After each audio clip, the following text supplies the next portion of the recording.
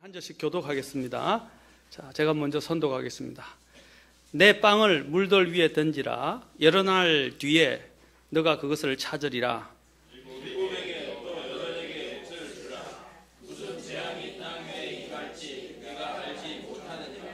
구름들이 비로 가득하면 땅 위에 쏟아져 스스로를 비우며 나무가 남쪽으로나 북쪽으로나 쓰러지면 그 나무가 쓰러지는 곳에 거기에 그것이 있으리로다.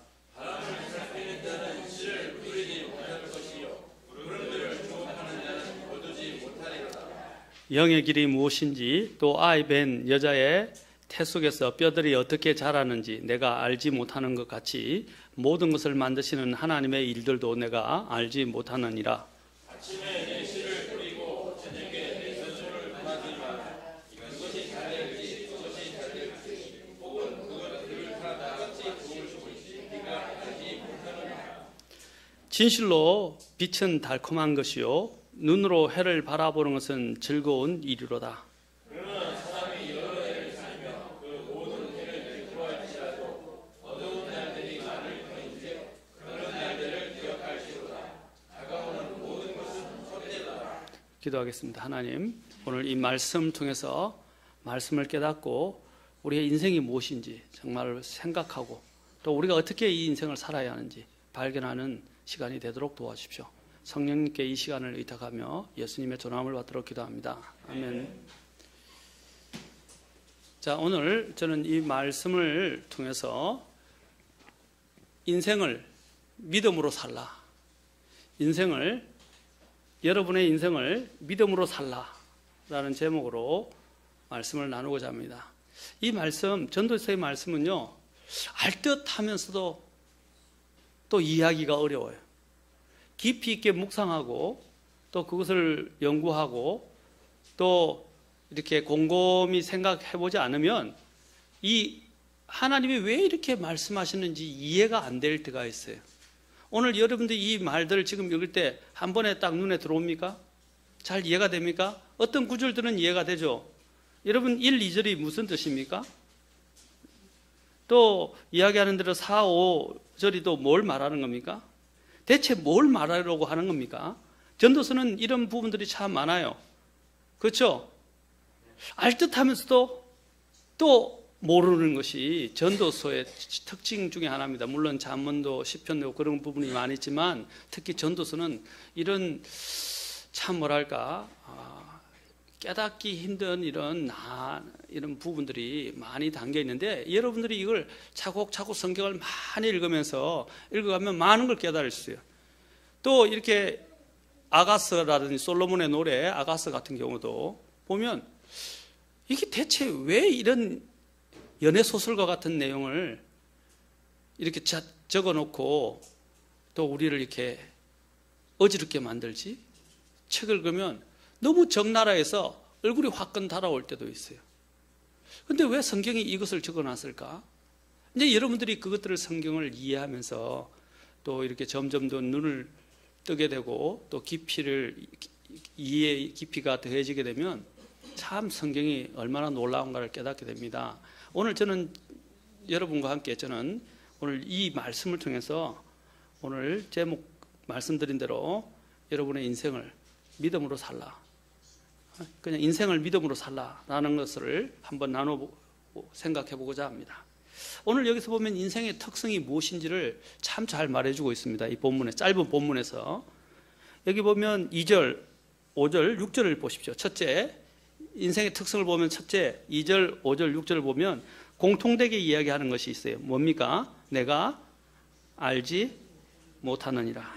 5절에도 똑같이 반복해서 내가 알지 못하느니라. 6절도 내가 알지 못하느니라. 이 짧은 구절에 3번이나 반복해서 이야기하는데 이건 뭘 말하는 겁니까? 첫째, 인생은 예측 불가능하다 하는 것입니다. 인생은 알 수 없다는 것입니다. 예측 불가능하다는 거예요. 여러분이 인생을 예견할 수 있습니까? 예견할 수 없어요. 그렇죠?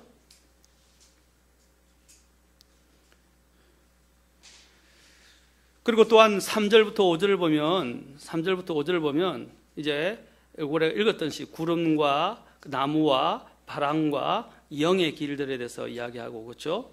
그렇죠? 그에 대해서 이야기합니다. 자, 이것을 이야기하면서 인생은 뭘 말하는 것입니까? 신비롭다는 것입니다. 신비라는 것도 아까 그래요. 알 듯하면서 모를 수 있고, 그렇죠? 하는 이런 또 놀라움으로 가득 차고 또 신비로운 것들로 가득 차 있다는 것입니다. 그렇죠? 그리고 또 7절을 보면 또 인생을 산다는 것, 인생을 살 수 있다는 것, 이 자체가 뭐라고 되어 있습니까? 달콤하다 그랬어요. 감미롭고, 그렇죠? 또 즐거운 것이라는 것입니다. 그런데 문제는 이 감미롭고 즐거운 이 날들이 사실은 너무 적다는 것입니다. 그런데 어두운 날들이 더 많고 이 인생이 헤아려 보면 실제로 우리에게 감미롭고 달콤하고 즐거운 것들이 너무 적은데 이 달콤하고 적은 것들을 소중히 여기고 그걸 감사하고 기뻐하면서 살아야 된다는 것이죠. 앞에서 전에 제가 이야기했지만 인생에 사는 것들이 대부분도 수고와 고통과 슬픔이라고 그랬어요. 수고와 슬픔이라고 그랬어요. 대부분이. 그렇죠?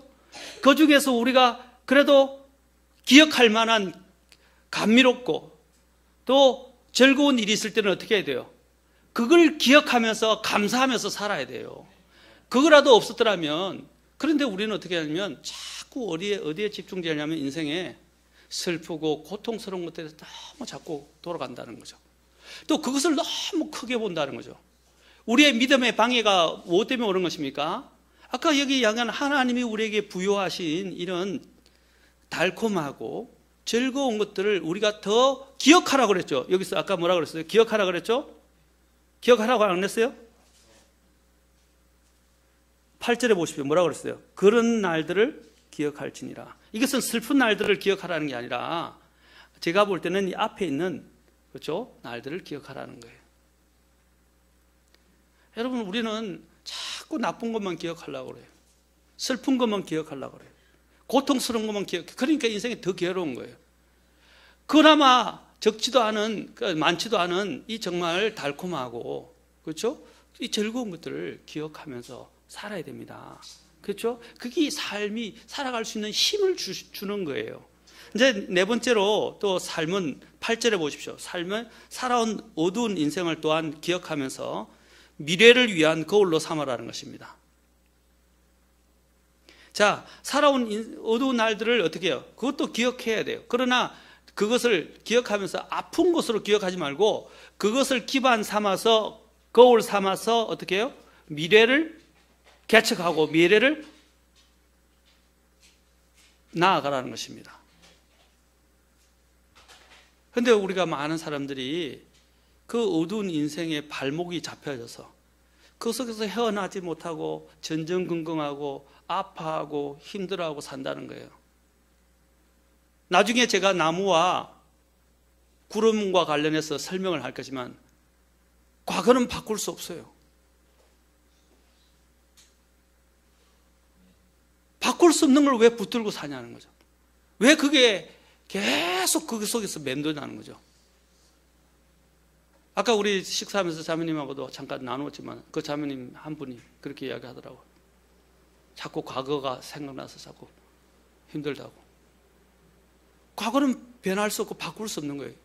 우리가 그 과거에 매여서 살면 안 돼요.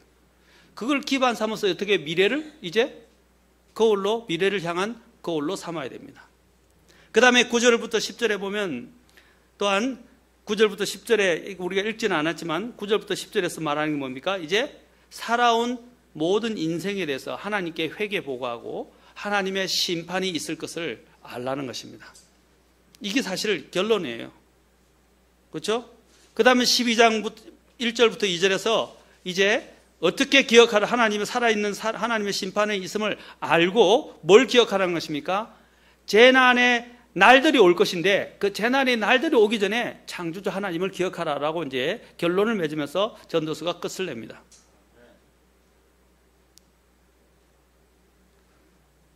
자, 이것이 인생의 오늘 특성. 첫 번째, 인생은 예측 불가능하고, 두 번째, 인생은 신비롭고, 또 인생을 산다는 것은 비록 그것이 적지만 달콤하고 즐거운 것이며, 또한 이 살아온 어두운 인생을 기반으로 해서 이제 미래를 위한 거울로 삼으며 살아라는 것이고, 그 다음에 다섯 번째로는 살아온 인생에 대해서 하나님의 심판이 있을 것이며, 그 심판을 알되 재난의 날들이 오기 전에 일곱 번째로 창조주 하나님을 기억하고 돌아가라는 것입니다.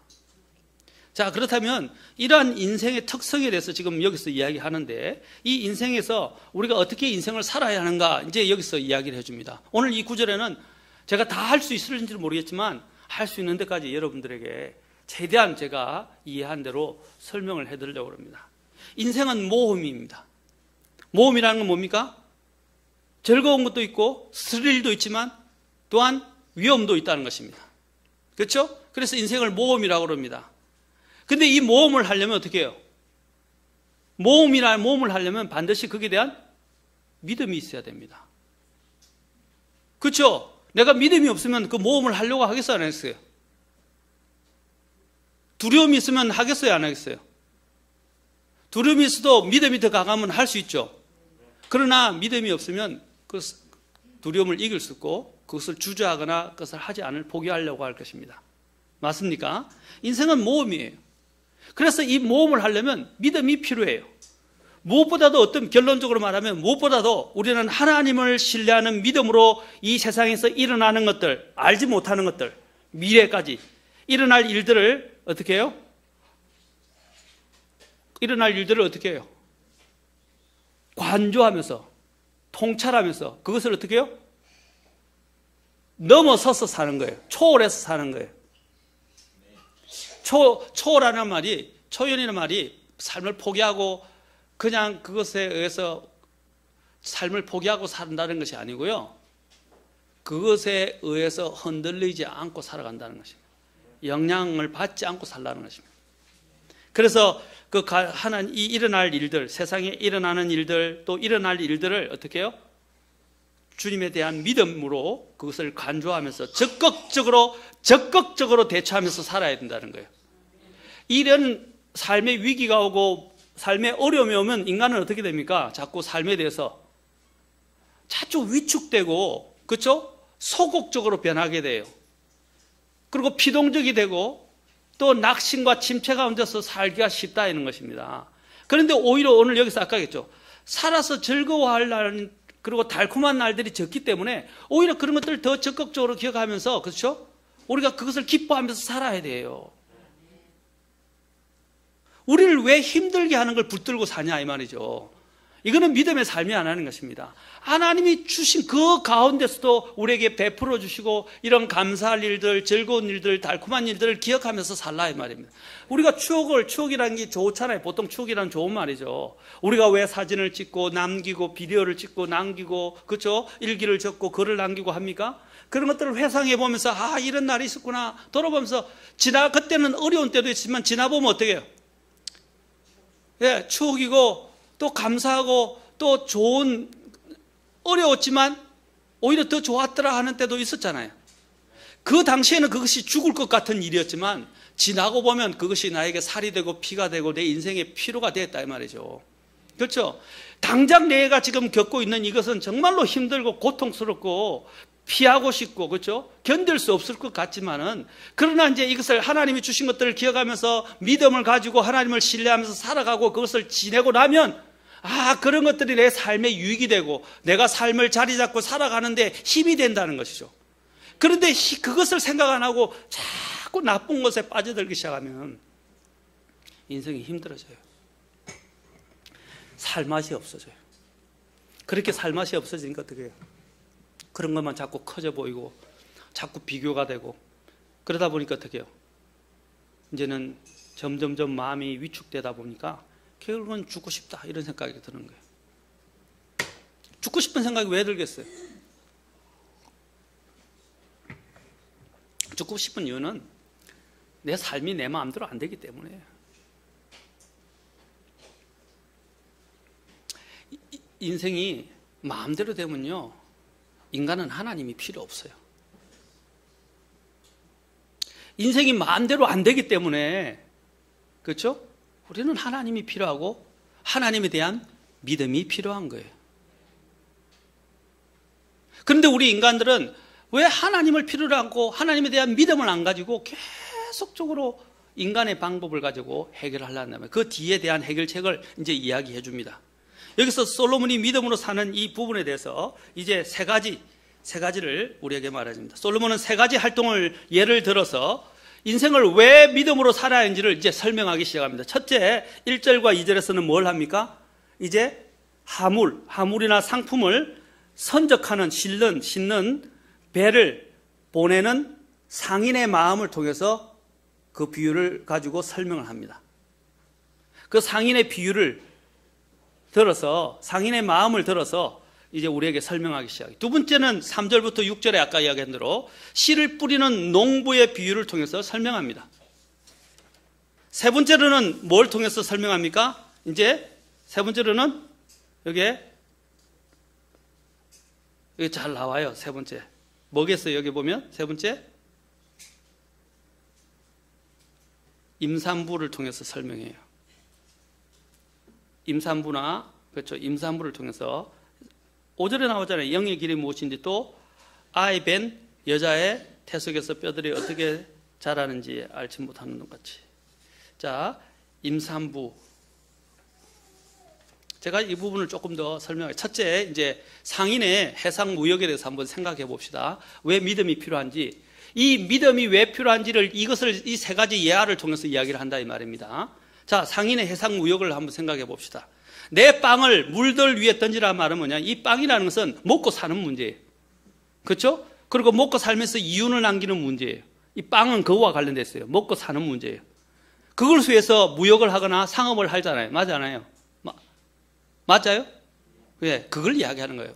이때 그냥 이렇게 하는 게 무슨 말인지 모르겠죠. 이 빵은 우리가 살아가야 될 필수 수단인데 이걸 위해서 우리가 일하는 것을 말하는 것입니다. 이걸 위해서 물들 위에 던지라 하면서 그 뒤에 뭘 이야기하냐면 배에 대해서 이야기를 해요.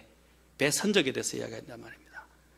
자, 그래서 물들 위에 던지라 이 표현은 항구 도시에서 곡식 무역 활동에서 유래된 비유적 표현이에요. 솔로몬은 그 당시에 자신이 많은 무역을 진두지휘했었잖아요. 그렇죠? 하나님의 성전과 자기 집을 짓기 위해서 어떻게 해요? 무역 활동이 왕성했어요. 시바에서 여왕이, 그렇죠? 시바 여왕이 오고, 또 여러분들이 알고 시돈에서 또 성전을 지을 때 온 곳에서 또 자재들을 들여오고 하면서 무역 활동이 왕성하고 특히 항구를 이용했다 이 말입니다. 그래서 솔로몬은 자신이 이런 많은 무역을 진두지휘했기 때문에 무역에 대해서 아주 잘 이해하고 있어요. 열왕기상 10장에 또 1절에서 보면 솔로몬은 무역 상인들이 곡식이나 물건들을 배에 실어 떠나보내는 일은 모험을 감수해야 하는 일로서 믿음을 필요로 한다는 것을 그는 잘 알았어요. 제가 이제 보니까 이제 미국에서 책을 주문을 했었는데 이전에 이게 비행기 값이 그때는 너무 비쌌어요. 지금은 이제 비행기가 이제 많이 더 가격도 싸지고 지금은 이제 비행기로밖에 안 해요. 배로 하는 경우도 있는데 거의 비행기로 해요. 비행기를 하는데 이제 배로 하는데 세상에 책이 한번 올라오면 5개월에서 6개월 걸려요. 빠르면 3개월에서 4개월이에요. 그래서 5개월에서 6개월 동안 기다리는데 또 어떻게 하냐면 제가 한 번은 보험을 안 했어요. 보험비 아끼려고. 책이 또 비싸지니까. 세상에 그 책이 어디로 가는지 모르는데 못 찾아요. 보험을 안 하니까 또 돈도 다 잃어버렸어요. 얼마나 마음 아팠겠어요. 사실 제 피 같은 돈이거든요. 안 먹고 그렇죠? 아끼고 해서 그 비싼 책, 미국 책이 또 얼마나 비싸요, 원서가. 그 책을 주문해가 샀는데 세상에 몇 박스를 시켰는데 한두 박스는 하는데 다른 책은 어떤 박스는 다 헤어지고 있고 또 한 박스는 오지도 않고 얼마나 참 마음이 아팠었겠어요. 못 먹으면서 책을 샀는데 말입니다. 그 책이 오지를 않았어요.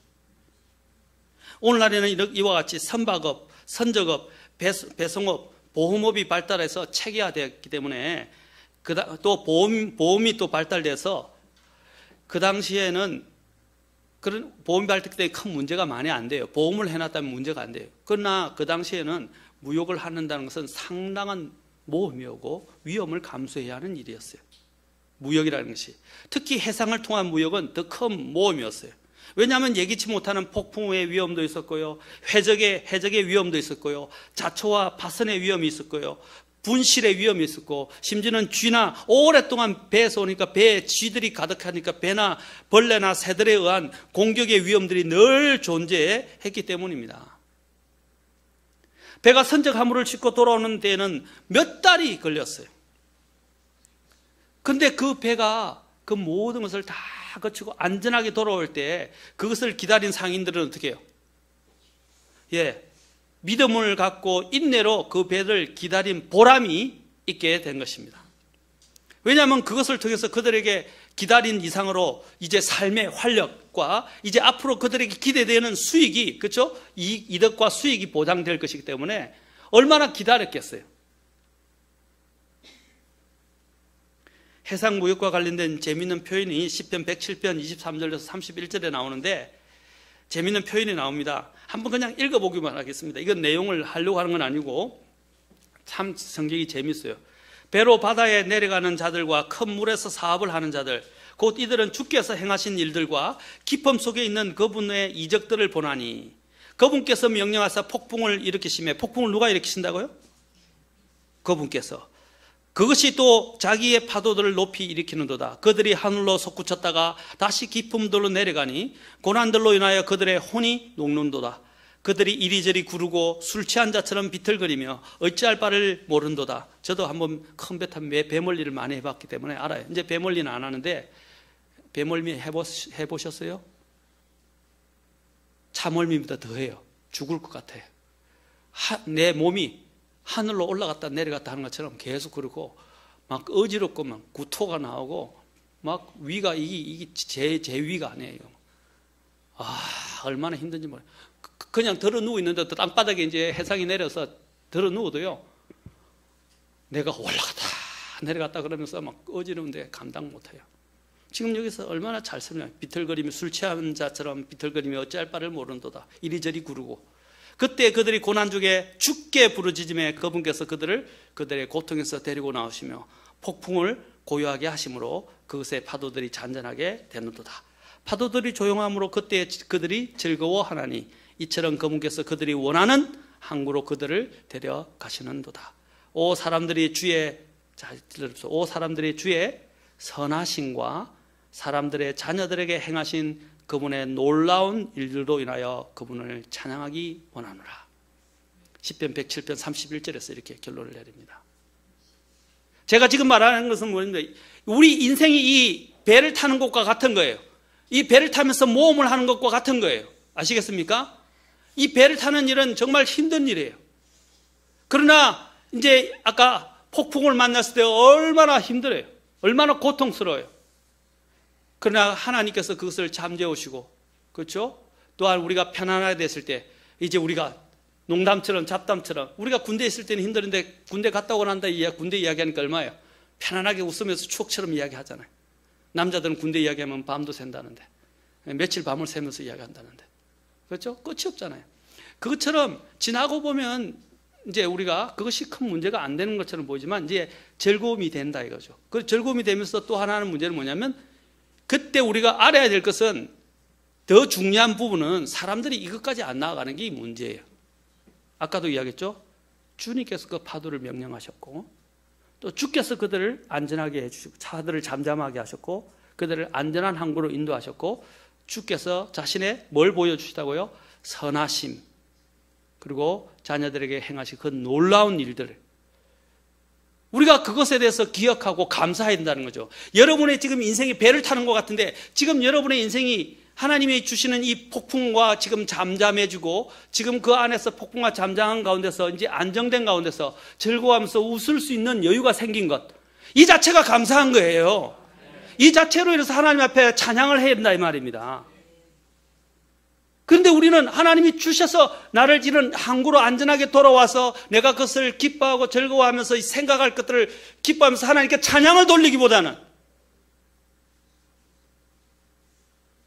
자꾸 불평하고 불만하고 인생에 대해서 자꾸 나쁜 이야기만 하고 부정적인 형태로 변하면 안 된다는 거죠. 지금 내가 안전하게 거하는 것들이 무엇 때문이라고 그랬어요? 아까 주님의 선하심이라고 그랬어요. 맞습니까? 여기서 우리가 한 가지 더 발견할 게 뭡니까? 모든 것이 하나님의 손에 달렸다는 것입니다.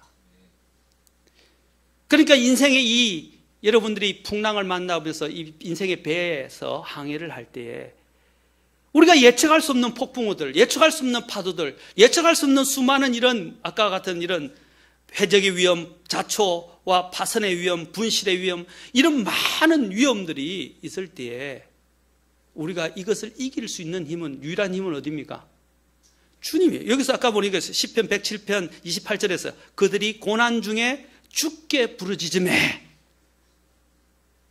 그분께서 그들의 고통에서 데리고 나오시며 폭풍을 고요하게 하심으로 파도들이 잔잔하게 되는도다. 그들이 어떻게 했다고 고난 중에? 하나님을 신뢰하면서 주께 부르짖었다 이 말입니다. 여러분 인생이 지금 힘드십니까? 고통스러우십니까? 마음대로 안 됩니까? 어찌할 바를 모르겠습니까? 어떻게 해야 되겠어요? 예?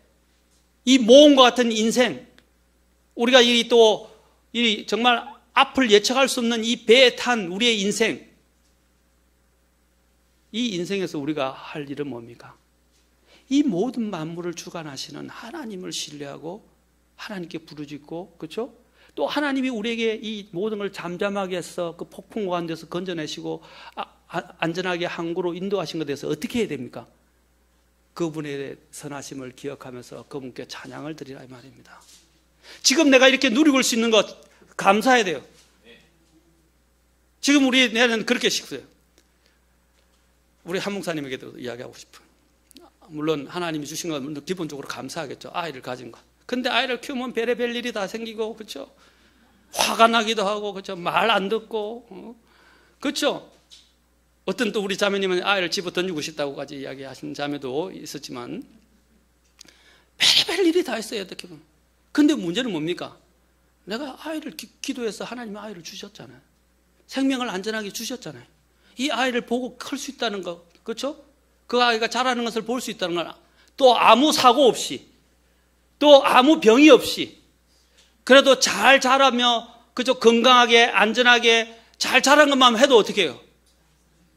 감사하잖아요. 이전에 아이를 가졌을 때, 이 아가 기형아 검사를 해야 된다고, 어떻게 해야 될지 모르겠다고. 우리가 그런 걸 할 때도 어떻게 해요? 마음이 불안해졌잖아요. 그런데 그 모든 것들을 지나와서 지금 안전하게 애를 품에 앉아서, 그렇죠? 아이가 건강하게 자라는 모습을 보는 것 자체가 감사한 거 아니에요. 왜 거기에 대한 감사는 잊어버리고 조금만 애가 이렇게 하는 것 때문에 그냥 짜증이 나고 불평이 나오고, 그죠? 애를 집어 던지고 싶고 이렇게 되면 안 된다 이 말이죠. 우리가 하나님이 기본적으로 기도해서 주셨잖아요. 그리고 건강하게 안전하게 살아갈 수 있도록 만들어 주셨잖아요. 아멘?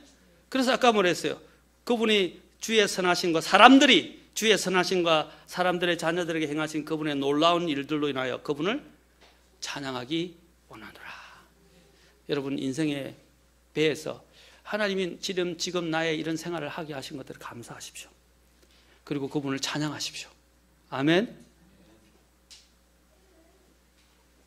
자, 2절로까지 가서 2절까지만 보겠습니다. 2절로 가서 또 2절에서 2절을 쉽게 풀어 설명하자면 이런 것 같아요. 여기 아까 보니까 2절에 7에게 또 8에게 몫을 주라 이렇게 하고 있죠. 무슨 재앙이 땅 위에 임할지 내가 알지 못하느니라. 2절을 쉽게 풀어서 설명한다면 이거예요. 여러분 이거와 잘 들으세요. 쉽게 설명해야 돼요. 하물을 7이나 8척의 배에다 실어 보내라 이 말입니다. 이 말은 왜 그러냐? 그 이유는 그것들 중 몇 척은 뭡니까? 장사를 할 수 있는 좋은 물품을 싣고 돌아올 수 있기 때문입니다. 그러나 몇 척은 뭡니까? 예측하지 못한 공경을 만나서 어떻게 해요? 파손되거나, 그렇죠? 침몰하거나, 결국 안전하게 또 모든 분실, 그죠? 화물들을 잃어버리고 돌아올 수도 있어요. 그런데 몇 척은 어떻게 해요? 안전하게 돌아오면 이제 그것까지 무역을 하는 거죠. 그렇죠? 몇 척을 잃더라도 몇 척이 돌아온 그것으로 인해서, 그렇죠? 우리가 삶을 살 수 있고 또 그것이 안전하게 돌아옴으로 생활을 할 수 있다는 것 자체가 감사한 거잖아요. 맞습니까? 자, 여기서 지금 말하고자 하는 요지가 뭐냐. 자신의 재산을 어떻게 하라고 그랬어요? 사용하고 투자하고 분배할 때에, 그렇죠? 모든 것을 하나에 올인하지 말고, 그렇죠? 할 수 있는 한 여러 가지 일이 주어진다면 일을 다 해보라 이 말입니다. 우리 애들이 그래요. 요즘 아이들 보면 이게 딱 좋아서 했긴 했는데 보니까 이게 또 안 맞아요. 그래 과를 또 전향해요. 또 이게 안 맞으니까 또 학교 그만두고 다시 공부해서 또 다른 과를 가요. 또 어떤 아이는 악기 이걸 해보니까 이게 또 안 돼요. 또 저걸 해보니까 저게 안 돼요. 또 이걸 해보니까 이게 또 안 맞아요. 그런데 이걸 해보니까 맞는 거예요. 또 직업도 이렇게 해보니까 안 되고, 저것을 해보니까 안 되고, 저렇게 해봐서 안 되고, 또 사업을 해보기도 하고 이것도 해보기도 했는데 이게 나하고 잘 맞는 거예요. 그렇죠?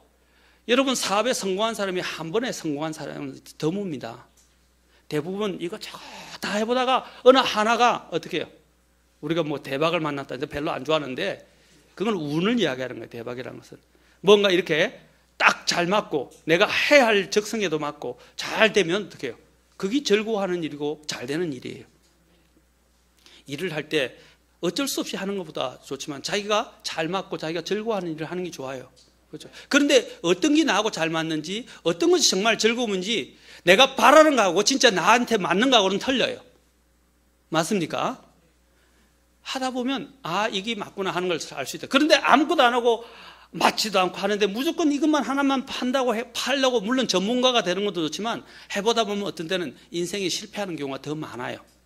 지금 여기서 말하고자 하는 건 뭐냐면 인생의 기회가 여러 가지 있는데 아까 배에서 한 배에만 투자를 하면 어떻게 되겠어요? 돈을 주고 그 배가 어떻게 될지 모르니까 그 투자를 할 때 아까 7척에서 8척 이 배에 다 분산 투자를 하라 이 말입니다. 그러면 한 배가 꺼져도 큰 손해가 안 되잖아요. 다른 배가 옴으로써 이득을 더 얻을 수 있기 때문에.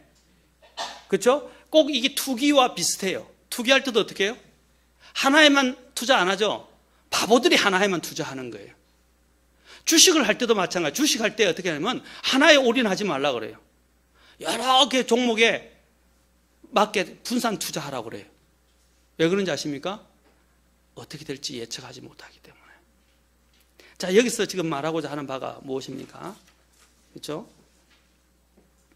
하역을 할 때도 마찬가지입니다. 오늘날은 대부분 보험을 넣지만 그렇다고 해서 위험이 사실 감소되는 건 아니에요.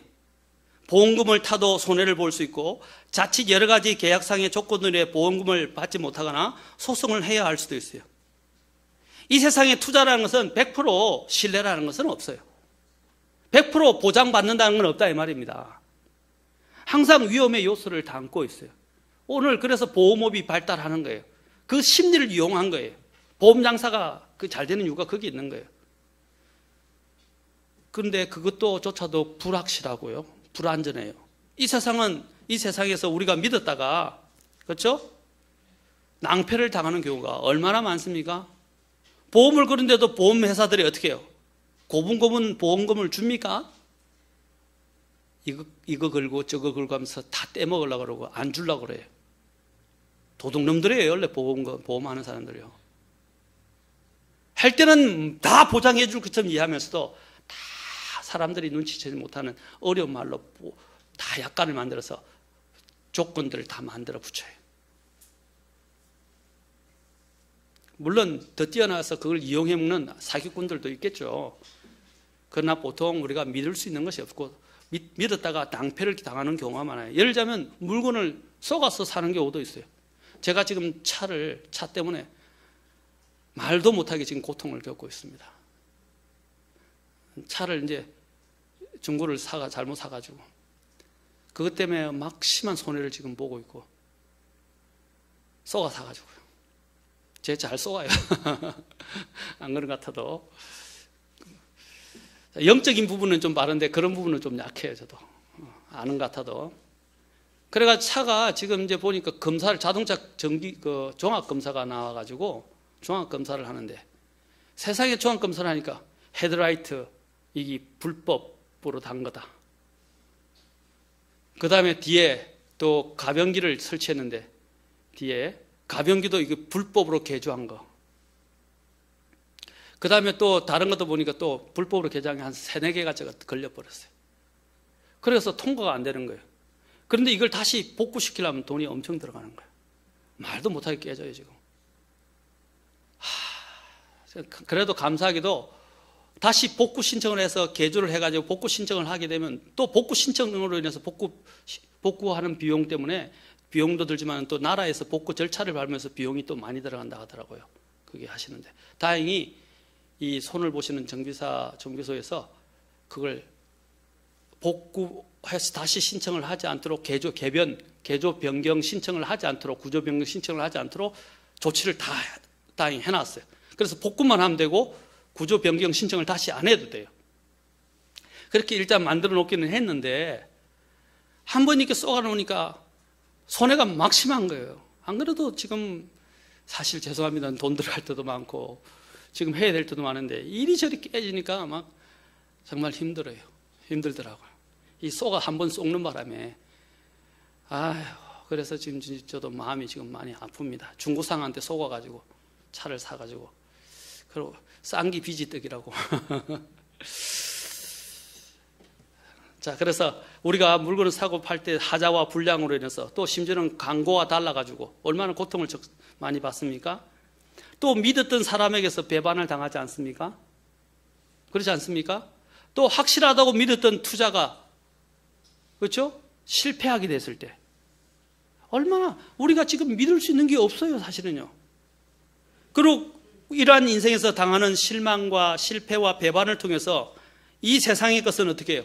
우리가 이제 뭘 배웁니까? 완전히 신뢰하지 못하고 불확실하고 불안정하고 영원하지 못하다는 사실을 배우게 됩니다. 아멘. 그런데 우리가 이 불확실하고 불안정하고 이런 것들, 영원하지 못한 것들을 신뢰하지 못할 것들을 지금 계속 붙들고 살고 있구나 하는 걸 깨달아야 된다는 거예요. 실패가 오기 전에, 배반을 당하기 전에, 속임을 당하기 전에 이 사실을 깨달아야 된다는 거예요. 그 다음에 또 한 가지 깨달아야 하는 것은 뭡니까? 결국 우리의 인생에서 하나님을 믿고 사는 믿음만이 이것이 가정이 아니고, 하나님을 믿는 믿음은 가정이 아니고 진실되고 확실하고 영원하다는 사실들을 우리가 이제 깨닫게 된다는 겁니다. 그리고 배우게 된다는 거예요. 여러분 인생의 어려움을 당할 때마다 배울 게 뭡니까? 하나님 외에는 진실한 분이 없고 하나님 외에는 확실한 분이 없고 하나님 외에는 신뢰할 만한 분이 없으시며 하나님 외에는 영원한 것이 없다는 것을 배우는 거예요. 그래서 인생의 실패를 통해서 우리는 뭘 배웁니까? 더 겸손해지면서 하나님을 더 신뢰하게 되는 겁니다. 오직 하나님의 인격과 하나님의 약속에 믿음을 두고 행한 일, 그 투자만이 영원하고 안전하고 확실하고 신뢰할 만하다는 것입니다. 이게 얼마나 큰 배움입니까?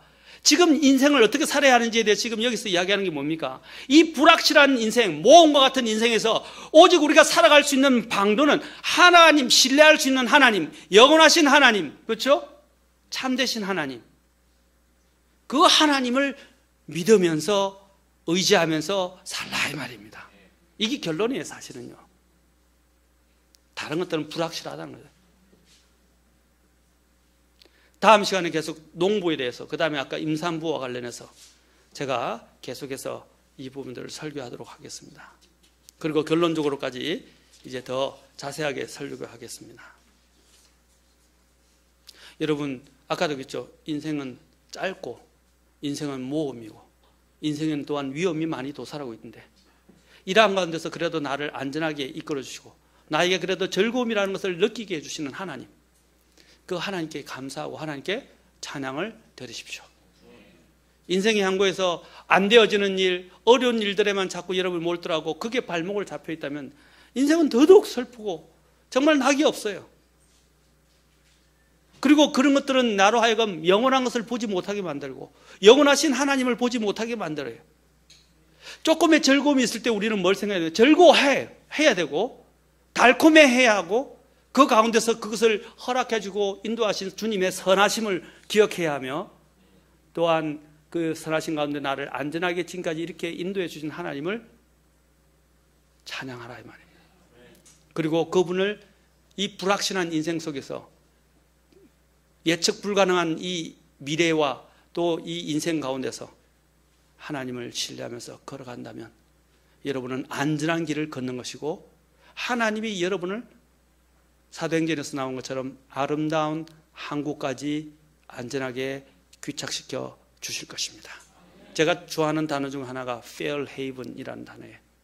굉장히 그게 뭐냐면 사도행전에 나와요. 사도 바울이 도착한 폭풍우 가운데서 무사히 도착한 항구가 뭐냐? 하나님이 인도하시는 항구가 아름다운 항구라고 불려집니다. 그게 fair haven이에요.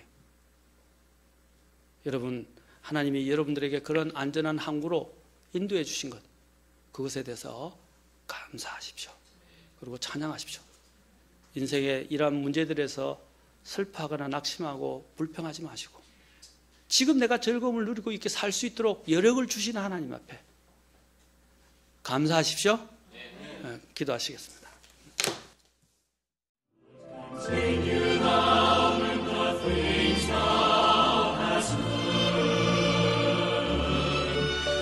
Continue thou in the things thou hast learned, every seed sown in love be